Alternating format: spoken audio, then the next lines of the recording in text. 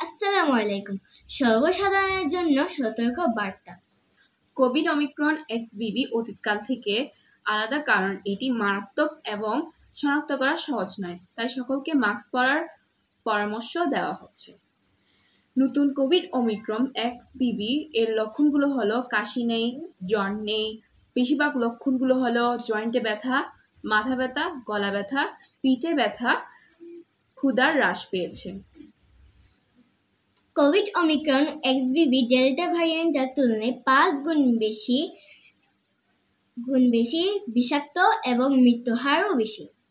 অতি অল্প সময়ের মধ্যে লক্ষণগুলো অত্যন্ত তীব্র হয়ে উঠবে এবং স্পষ্ট লক্ষণগুলো অনুপস্থিতিতেও পরিবর্তন ঘটবে। তাই আপনাকে আরও সতর্ক থাকতে হবে।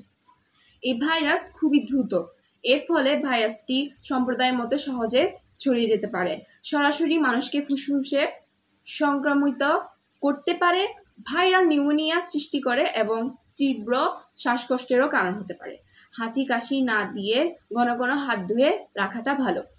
এই কোভিড ওমিক্রন এক্সবিবি ওয়েভ প্রথম কোভিড-19 মহামারীর চেয়েও মারাত্মক,